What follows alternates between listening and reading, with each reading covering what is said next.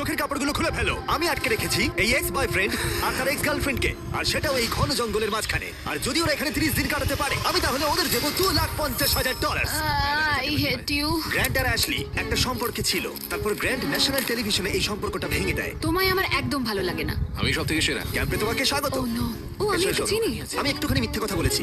এখানে তুমি আর তোমার এক্স গার্লফ্রেন্ড শুধু নেই, এখানে তোমার 5 জন এক্স গার্লফ্রেন্ড রয়েছে। তাহলে চলো এক্সদের সাথে দেখা করে আসি। দেখা করে ভালো লাগলো। এটা অদ্ভুত। 30 দিন পরে যারা এখানে টিকে থাকবে তারা ভাগ করে নেবে ওই $2.5 লাখ। আমাদের এখন কিছু কাঠ জোগাড় করতে যেতে হবে। যাই হোক, দেখা করে ভালো ঠিক লাগলো। আছে, তাহলে সবাই মজা করো। আমি যখন এখানে এসে গেছি তাই আমি ভাববো আমি এখন সম্পূর্ণ একা, পুরোপুরি একা। গ্র্যান্ড সম্পর্কে কেউ কিছু ভালো বলবে? ও আমার জন্য একটা গান লিখেছিল, কিন্তু পরে অন্য মেয়েকে শুনিয়েছিল। আমি যথাসম্ভব চেষ্টা করবো এখানে যতটা সার্ভাইভ করা যায়। যখন ও নিজেই আগুন জ্বালাচ্ছিল তখন ওর এক্স গার্লফ্রেন্ডরা ওকে নিয়ে গুজব ছড়াচ্ছিল। সবাইকে দেখায় ও খুব ভালো, এমন করে যেন ও সবে তো পারফেক্ট। আচ্ছা, আমরা এই বিষয়ে আর কত গল্প করব?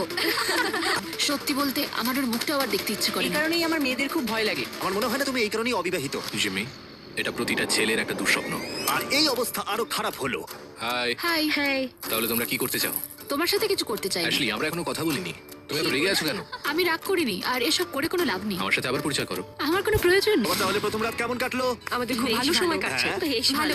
এখানে যেহেতু তোমরা 24 ঘন্টা কাটিয়েছো, তাই প্রত্যেক দিকে একটা করে সিক্রেট আছে। আমার ভয় আচ্ছা, করছে। আমার সাথে এসো গ্র্যান্ড। প্রত্যেক 5 দিন অন্তর তুমি ওদের মধ্যে একজনকে এলিমিনেট করে বাড়ি পাঠাতে পারবে, যতক্ষণ না একজন বাকি থাকছে। এখন আমি তোমাদের যেটা বলবো সেটা ও জানে না। তোমাদের 5 জনের সিক্রেটটা হলো, শেষ পর্যন্ত যে এক্স টিকে থাকবে সেই গ্র্যান্ডের কাছ থেকে সমস্ত টাকা ছিনিয়ে নিয়ে তাকে বাড়ি পাঠাতে পারবে। এটা বেশ ভালো কর্মের ফল। 3 নম্বর দিনের সকালে গ্র্যান্ড খুব ভোরে ঘুম থেকে উঠেছিল, আর ওঠার পরেই শেল্টার তৈরি করতে লেগে পড়েছিল। আর তোমরা বুঝতেই পারছো মেয়েরা খুব একটা খুশি ছিল না। সকালে এরকম আওয়াজ করছে কেন? বিরক্ত লাগছে। গ্র্যান্ড, তোমার কাছে টেন্ট আছে, তোমায় বাড়ি বানাতে হবে না। ও, এটা সত্যি পাগলার মতো। ওরা বললো যে আমার কোনো প্রয়োজন নেই বাড়ি বানানোর, কারণ একটা টেন্ট আছে। কিন্তু আমি বলবো বাড়ি বানাতে হবে কারণ ঠান্ডা পড়ে যাবে। ক্যাম্পিং করতে আমার কখনোই ভালো লাগতো না, আর আমি সত্যি বলতে এখনো একদমই ভালো লাগছে না। আমি জানি না এখানে কতক্ষণ টিকবো, কারণ এখানে সবাই মজা করার জন্য এক্সারসাইজ করে, আর আমি মজা করার জন্য ঘুমাই। জিমি এই বিষয়টা এমন ভাবে সাজিয়েছে যে আমাকে প্রায় একটা ধাঁধার মধ্যে থাকতে হচ্ছে। বেশিরভাগ মানুষই তাদের সমস্ত ভুল নিয়ে এক জায়গায় 30 দিনের জন্য থাকতে গুড পারে মর্নিং। বলে। এটা 5ম দিন, তার মানে মিস্টার বিস্ট আসছে আজকে। আজ হলো এলিমিনেশন ডে। চলে এসো।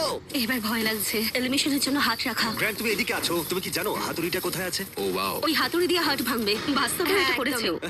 তুমি সোজা কথা বলতে পারো না? এটা বেশ মজার। ও মজা। প্রত্যেক 5 দিন অন্তর গ্র্যান্ড তোমাদের মধ্যে একজনকে বাড়ি পাঠাতে পারবে, যতক্ষণ একজন বাকি থাকছে। আর সেই ব্যক্তি এবং গ্র্যান্ড যদি 30তম দিনও টিকে থাকে, তাহলে তারা দুজনেই ভাগ করে নেবে এখানে রাখা $2.5 লাখ। যারা এলিমিনেট হবে তারা কিছুই পাবে না মনে হয়। না, ওয়াও। কি?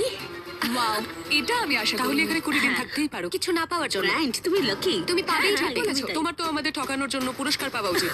এটা বেশ ভালো বলেছো। হার্ট স্ম্যাশ হয়ে যাওয়ার আগে ওরা বেশ ভালোই কথা বলছে। আরে, হ্যাঁ, আমি ওর সাথে একটু ভালো ব্যবহার করতাম, হয়তো একটু খুব সুন্দর বা খুব খুব ভালো। handsome। হ্যাঁ, তাহলে ওটা ছিল গ্র্যান্ডের সিক্রেট। তুমি জানো সিক্রেটটা কি? তোমরা কি কেউ ওকে বলেছো?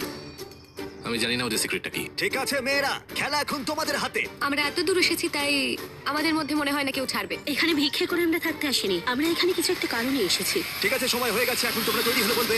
গ্র্যান্ড হাতুড়িটা তোলো আর বেছে নাও এই 5টা হার্টের মধ্যে তুমি কোনটাকে ভাঙবে। The Grim Reaper. Oh my God. আমি যাবো, আমার সামনেই আছে।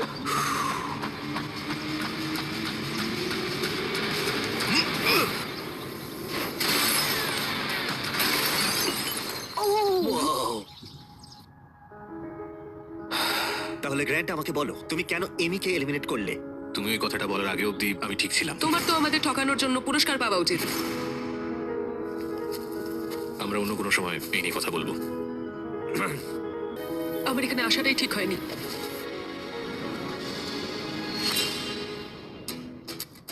গ্র্যান্টের সমস্ত এক্সদের মধ্যে ওর আর অ্যাশলির সম্পর্ক ছিল সবচেয়ে দীর্ঘ এবং সবচেয়ে গভীর। আমি নিজেকে বোঝাচ্ছিলাম যে এই মানুষটাকে আমি একদিন বিয়ে করতে চাই। গ্র্যান্ড অ্যাশলিকে সবার সামনে একদিন চূড়ান্ত পরিমাণ অপমান করেছিল। তাছাড়া গ্র্যান্টের তখনও ধারণা ছিল না যে মেয়েরা তার কাছ থেকে শেষ পর্যন্ত সমস্ত টাকা ছিনিয়ে নিতে পারে গোপন কৌশলে।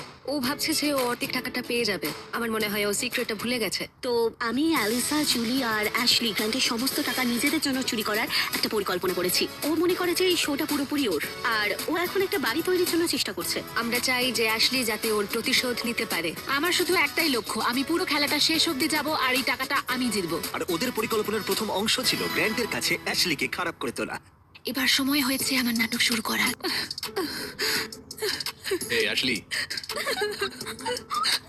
আমরা কি একটু কথা বলতে পারি? আমার সময় চাই। ঠিক আছে, তুমি রেডি হয়ে বাইরে এসে আমার সঙ্গে কথা বলো। আমার কাছে এই ড্রপ আছে। ষড়যন্ত্র করাতে এবার আমি শুরু করব।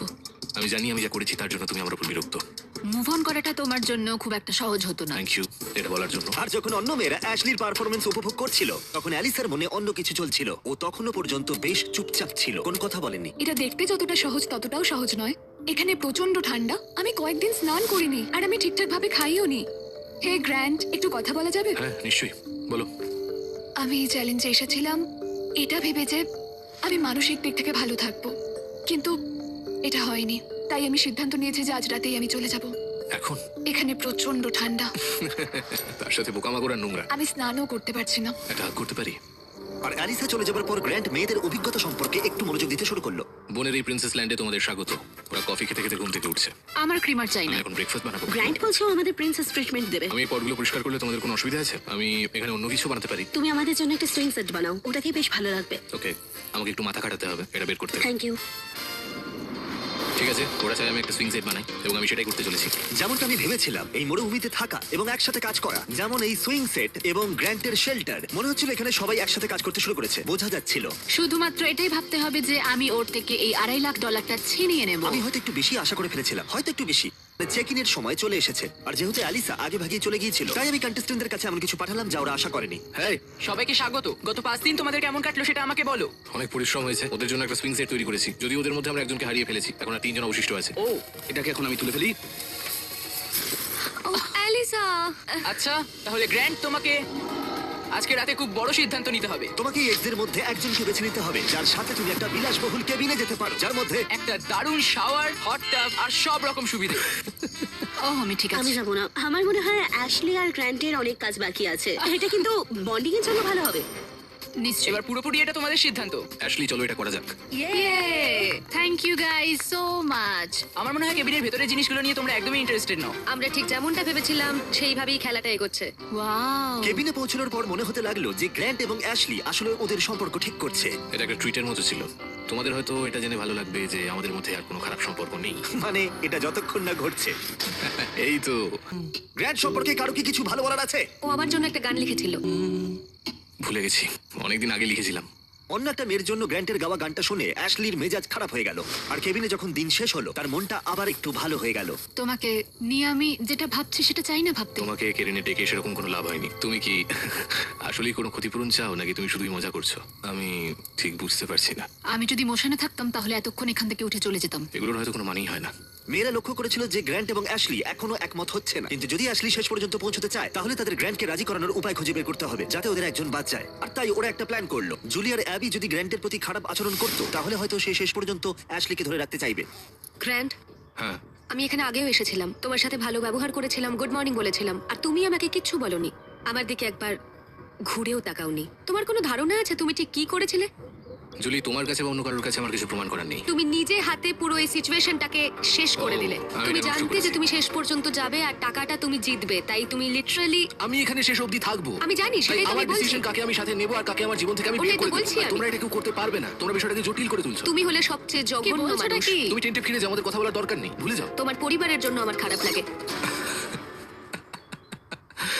পরিবারের জন্য খারাপ লাগছে, পারেও বটে। আর এটা হয়তো কাজ করেছে, কারণ পরের দিন মনে হচ্ছিল ওদের পরিকল্পনা আবার সঠিক পথে ফিরে এসেছে। কালকে এলিমিনেশনের দিন, আর আমাকে কার্ড বেছে নিতে হবে যে আমি কাকে এলিমিনেট করব। জুলি সত্যিই আমাকে অনেকটা অবাক করেছে, বিশেষ করে ও গতকাল যা বলছিল তাতে আমি বেশ অবাক হয়েছি। অ্যাশলিকে এলিমিনেট না করার একটা কারণ হলো আমার মনে হয় আমরা একটা নতুন পদক্ষেপ নিয়েছি এবং আমি চাই যে ও সফল হোক। তাই 15তম দিনে চেক ইনের জন্য জুলি বাড়ি যাওয়ার জন্য পুরোপুরি প্রস্তুত ছিল, কিন্তু সবটাই নির্ভর করছে ওদের প্ল্যান সঠিকভাবে হয়েছে কিনা। তোমরা কেমন আছো বলো? তোমায় মিস করেছি। আমিও তোমাদেরকে মিস করেছি। গত 5 দিন কেমন কেটেছে? ওরা আমাকে বলেছে আমি সব থেকে জঘন্য মানুষ। তুমি হলে সবচেয়ে কি জঘন্য বলছোটা কি? মানুষ।